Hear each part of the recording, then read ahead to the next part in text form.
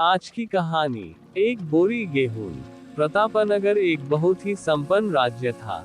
वहां के राजा बहुत ही प्रतापी थे और प्रजा का पूरा ख्याल रखते थे। राजा ने पूरे जीवन प्रजा की मन से सेवा की थी, लेकिन अब वह बूढ़े हो चले थे तो मन में बड़ी दुविधा थी कि उनके बाद राज्य को कौन चलाएगा। राजा साहब के 3 बेटे थे।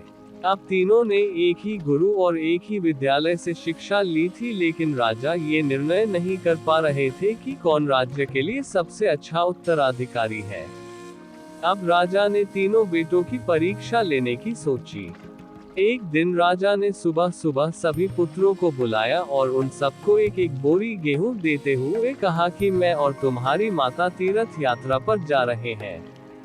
हमें वापस आने में 1 वर्ष से भी ज्यादा लग सकता है। तुम तीनों की ये जिम्मेदारी है कि अपने हिस्से के गेहूं को संभाल के रखना, और जब मैं वापस लौटूं तो तुमको ये गेहूं की बोरी वापस लौटानी है। ऐसा कहकर राजा और रानी तीर्थ यात्रा पर चल दिए। सबसे बड़े बेटे से सोचा, ये गेहूं की बोरी पिताजी को वापस लौटानी है तो इसे मैं तिजोरी में बंद कर देता हूँ।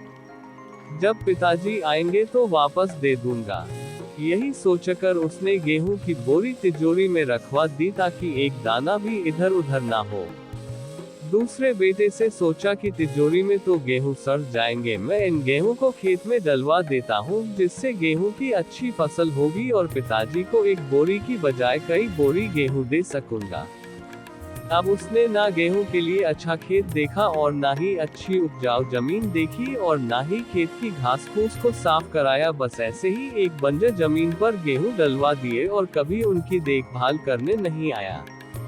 उसे लगा कि अब अपने आप फसल आ जाएगी। तीसरा बेटा ज्यादा समझदार था। उसने अपने मित्र के साथ मिलकर एक अच्छा खेत देखा जो बहुत उपजाऊ था, फिर उसकी मिट्टी बदलवाई, वहां घास फूस की सफाई कराए और फिर विधिनुसार गेहूं के दाने खेत में बो दिए।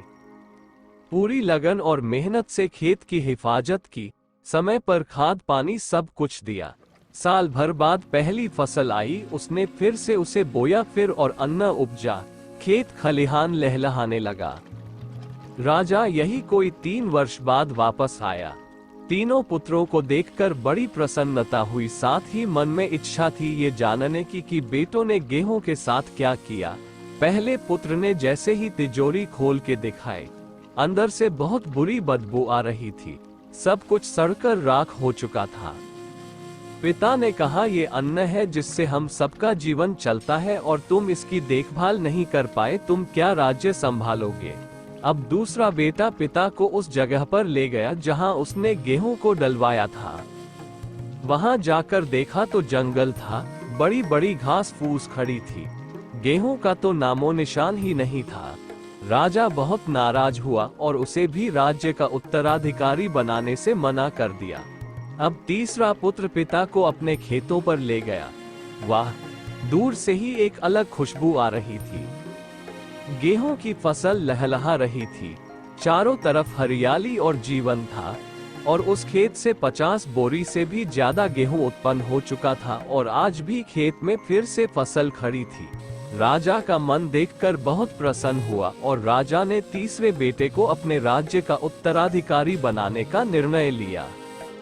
दोस्तों, उस राजा की तरह भगवान ने भी हमें कुछ गेहूं संभाल के रखने को दिए हैं। वो गेहूं है हमारा जीवन, जिसे हम बेकार के कामों में नष्ट कर देते हैं।